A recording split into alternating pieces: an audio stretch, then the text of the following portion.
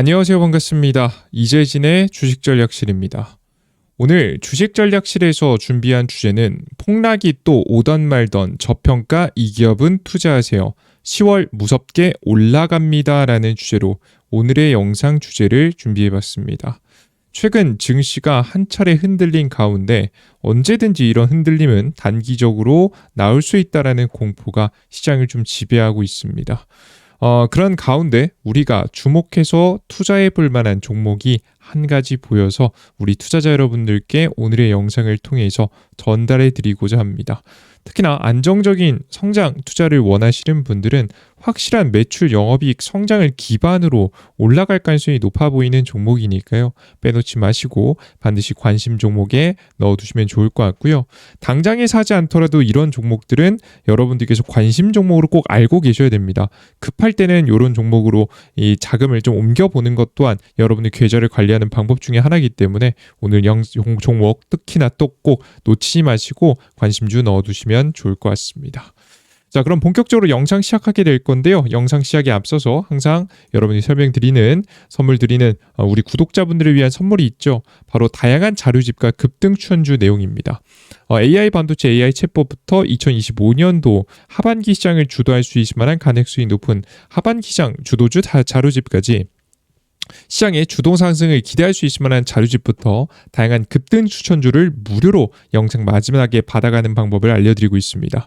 혹시나 걱정하신 분들을 위해 말씀드리면 저희는 정식 금융감독원 금융위원회 인가를 받은 투자 자문업체로 여러분들의 개인정보를 요구하지 않습니다.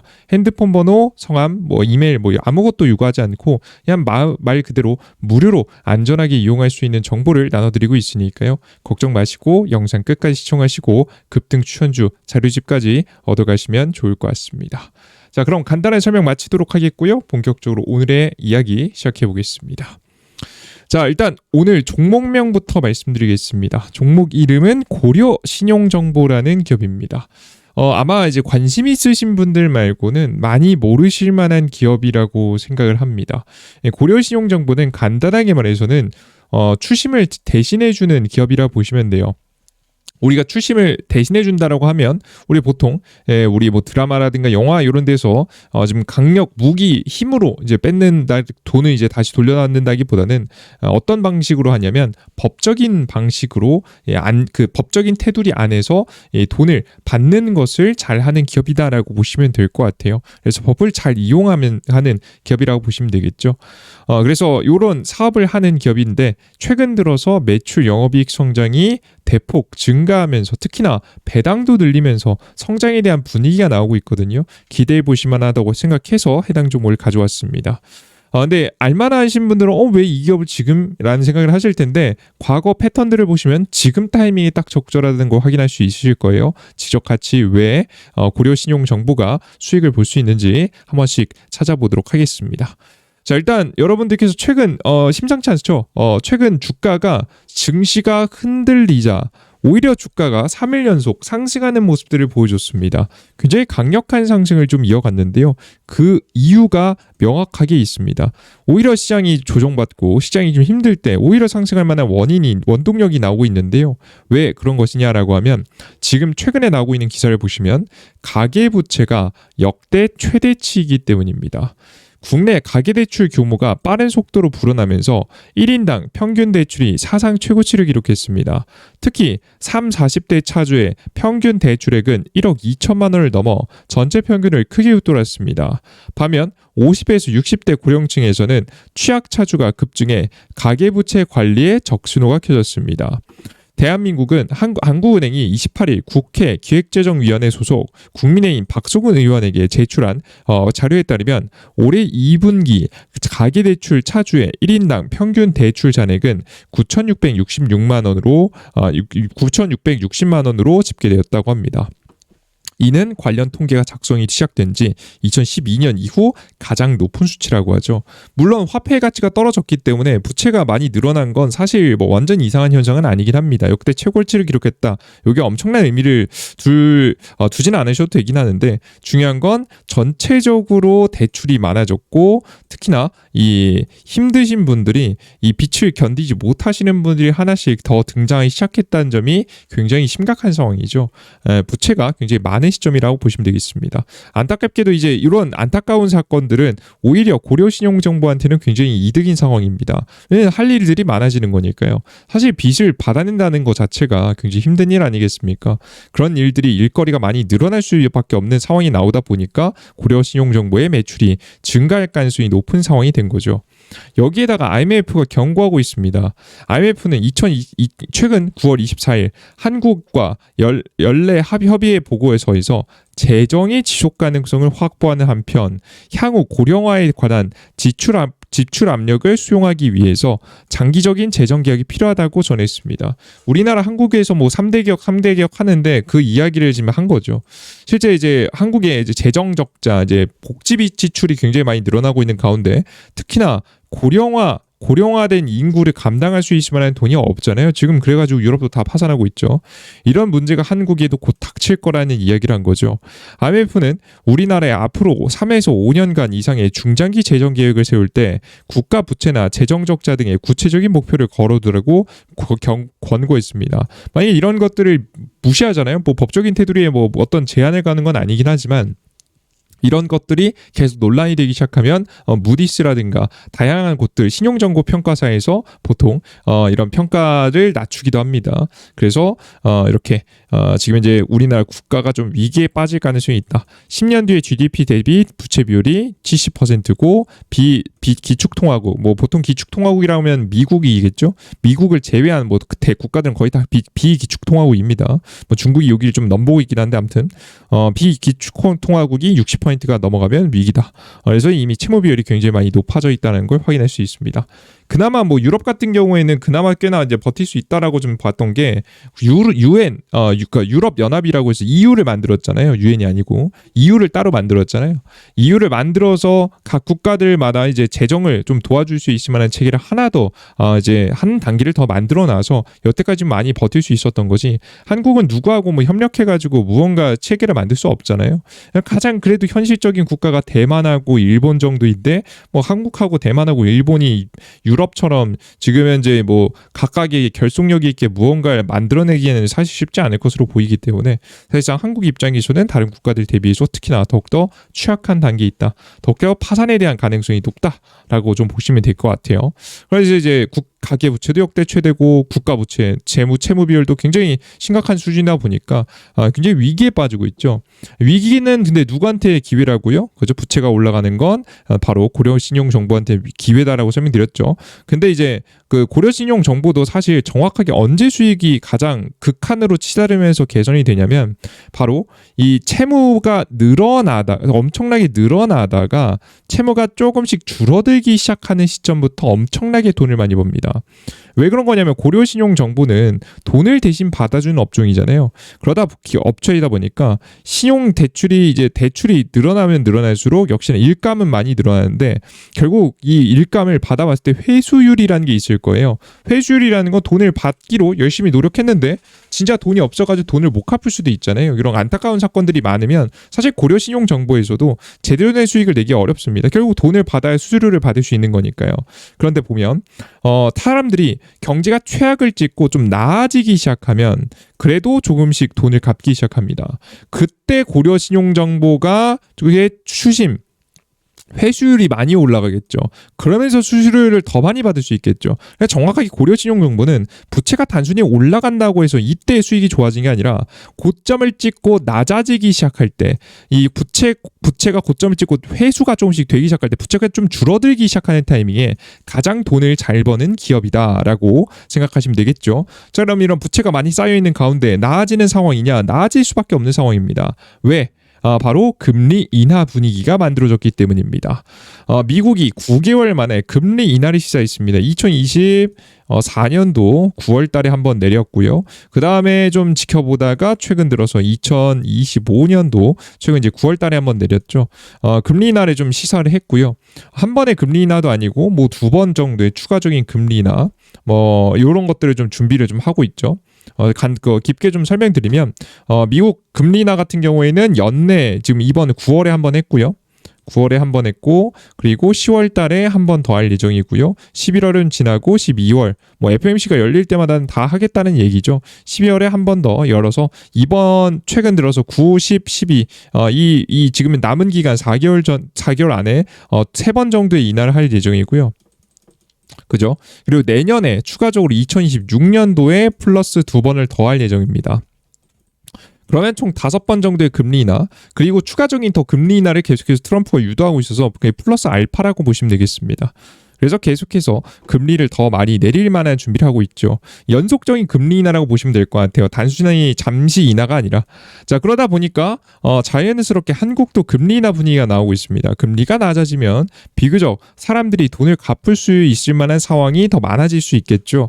다양한 경제 둔화 문제에도 미국의 높은 금리 때문에 쓰지 못했던 금리 인하 카드를 이제 곧 사용할 거라고 예상이 됩니다. 한국도 이제 금리 인하 하고 싶었죠. 경제 안 좋고 한데, 그죠? 그런데 여태까지 못했는데 슬슬 금리 인하를 할 때가 됐다라고 좀 생각을 하는 겁니다. 이제 슬슬 이제 할 때가 됐다, 할 수 있겠다라는 얘기죠. 물론 완전 당장은 아닐 거라는 전망도 좀 나오는 게 지금 환율이 1,400원대까지 치솟았잖아요.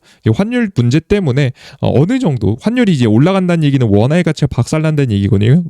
원화의 가치가 내려갈 때 금리까지 내리잖아요. 그 원화 가치가 더 망가집니다. 그래서 원화가 더 치솟음, 원달러 환율이 더 치솟으면서 한국의 원화 가치 자체가 거의 뭐 종이 조각이 될 수도 있기 때문에, 물론 그렇게까지 가지 않겠지만 제가 말씀드린 건 계속 안 좋아진다는 얘기예요. 계속해서 안 좋아질 수 있기 때문에 지금 당장은 금리를 좀 내리지 않고 좀 눈치를 보면서 내릴 것이다 라는 전망이 있긴 합니다. 무역 전쟁이 어느 정도 해결된 다음에 아마 진행되지 않을까라는 예상이 좀 되고 있긴 한데, 그래도 결국에는 금리 동결 전망도 있긴 하지만 그래도 결국 내년까지는 계속해서 인하할 가능성이 매우 높아 보여서 슬슬 앞서 말씀드렸던 부채가 엄청나게 많이 늘어나다가 부채가 다시 줄어들기 시작하는, 우리가 이제 본격적으로 추심이 많아지는 시작하는, 추심 회수율이 급격하게 증가하기 시작하는 그 타이밍이 다가올 수 있을 거라는 설명을 드리는 겁니다. 앞서 설명해 드렸던 바와 같이 이럴 때 이제 고려신용정보가 가장 최고의 수익을 올리기 좋거든요. 고려신용정보는 채권 추심을 주로 하는 기업으로 다양한 이유에서 추심이 힘든 채권을 수수료를 받고 받아내는 방식을 취하고 있습니다. 금리가 고점을 찍고 하락하기 시작할 때 지금 현재 이제 곧 금리가 고점을 찍고 하락하기 시작한다는 얘기는 사람들이 부담이 좀 덜해진다는 얘기죠. 당연히 사람이 부담들이 덜해지니까 부채가 조금씩 줄어들기 시작하는, 물론 초기에는 조금 다시 늘어나긴 합니다만은 뭐 그거는 뭐 단기적인 거니까 지금 이제 현상적으로 단기적이니까, 중장기적으로는 결국에는 지금 이제 채권이 조금씩 이제 소모가 될 수 있을 만한, 갚아나갈 수 있을 만한 상황이 만들어질 수 있는 거죠. 물론 중장기적으로는 금리가 완전 저점을 찍으면 다시 올라가긴 합니다. 그래서 뭐 중요한 건 지금 이제 당장의 단기 추세에서 단기 어느 정도 이제 추세에서 변화가 좀 나오기 시작하면서 수익이 끌어올려지는 시기, 전형적인 경제가 바닥을 잡고 초기를 다지는 시기에 굉장히 매출과 영업이 크게 증가하는 패턴을 보여주고 있어서 현재 시기가 가장 매력적인 상황이다라고 보시면 되겠습니다. 주요 사업으로 채권 추심업이 그냥 거의 대다수를 좀 기록하고 있습니다. 비율은 90% 이상으로 그냥 압도적이라 보시면 될 것 같고요. 시종 조사업도 하고 있긴 한데 사실 뭐 이게 주업은 아니긴 하죠. 그래서 채권 추심업이 주다. 매출 같은 경우에는 꾸준히 좀 증가하고 있는 모습을 확인하실 수가 있습니다. 재작년 반기, 작년 반기, 이번 연도 반기라고 한다면 1월에서 6월까지죠. 동일 기점을 대비해서 이제 비교해 보는 게 좋으니까 이렇게 비교해 보면 계속해서 채권 추심업이 성장하고 있다라는 걸 확인할 수 있습니다. 중요한 점은 이거예요, 여러분들. 화면에 보이시는 것은 이익률이거든요. 이익이 얼마나 났는지를 좀 보실 수가 있는데요. 실제 2017년도까지 2016년도 17년도까지는 금리가 좀 인상이 되다가 2018년도 19년도 들어서 이제 본격적으로 금리 인하 분위기가 나왔단 말이에요. 금리 인하 분위기가 나올 때 오히려 채권에 이제 회수가 좀 많이 많아지니까 보시는 바와 같이 급격하게 1년 2년간 지금 현재 영업이익률이 크게 개선되는 거 보실 수가 있습니다. 그리고 2020년도에 그 사건이 터졌죠. 그 사건이 터지고 나서부터 다시 정체 분위기, 그리고 금리를 올리니까 다시 한번 정체 분위기가 나왔다가 다시 최근 들어서 다시 한번 금리 인하에 대한 분위기가 분위기가 2024년도부터 나왔거든요. 2024년도 이제 9월 달부터 금리 인하 시작하지 않았습니까? 그죠? 그 뒤부터 매출이 다시 한번 증가하기 시작하고 있다.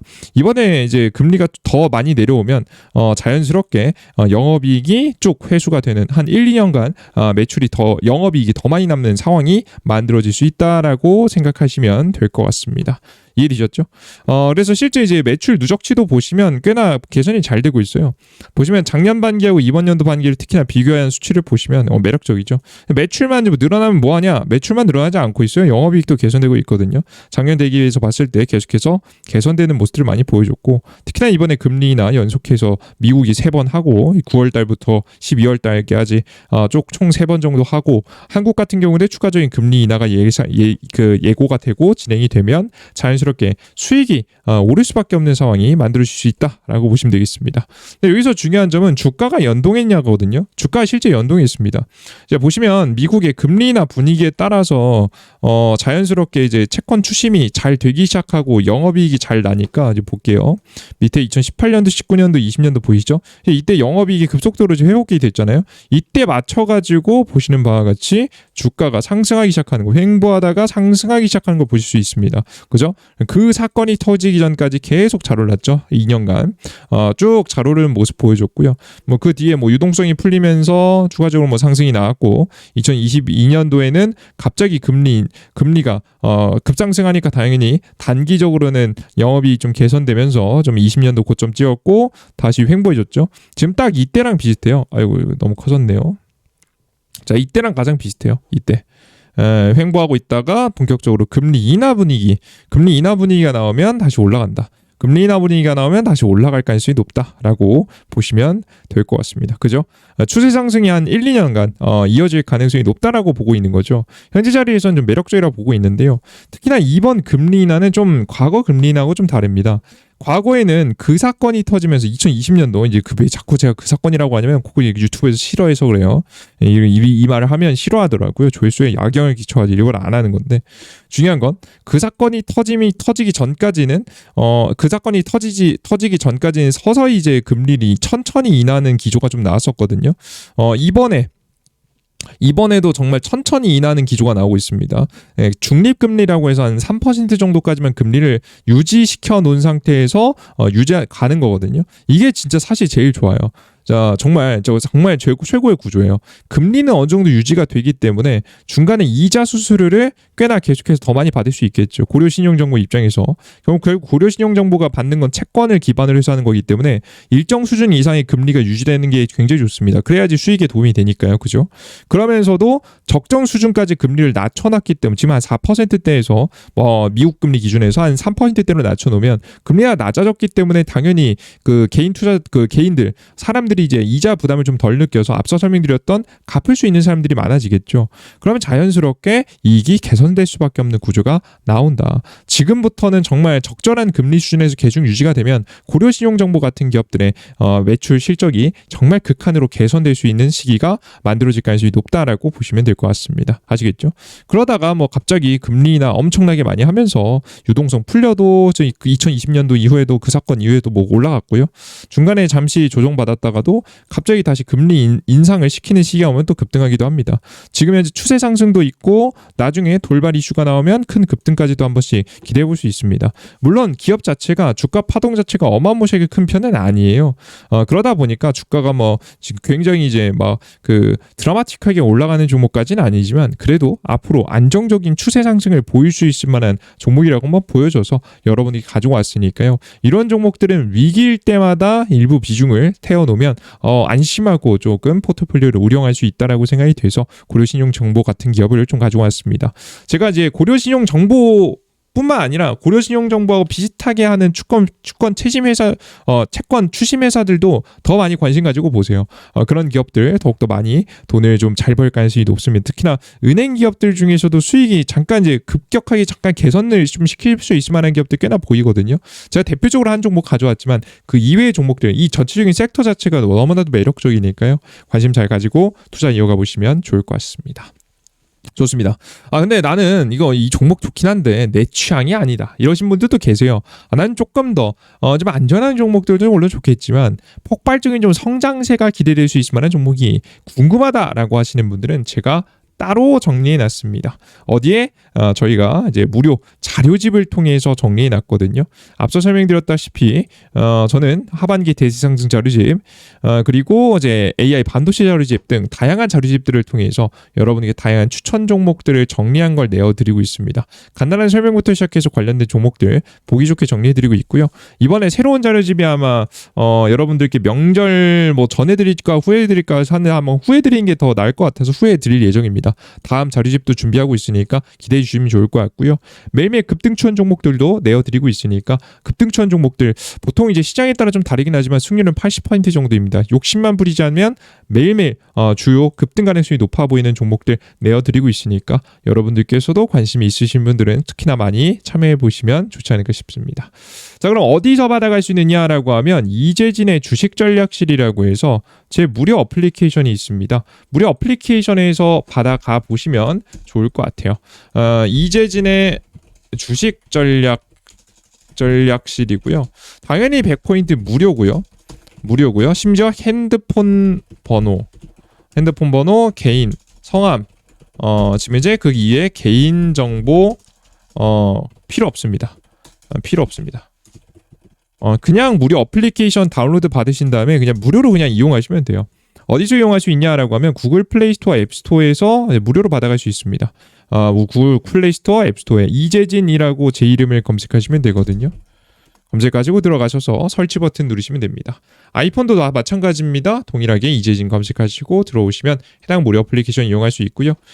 그리고 뭐 100포인트 무료로 뭐 추천주 자료집 나눠드리고 있습니다. 급등추천 눌러보시면 매일매일 추천 종목 나가니까 매일매일 확인하시는 걸 권장해드리고요.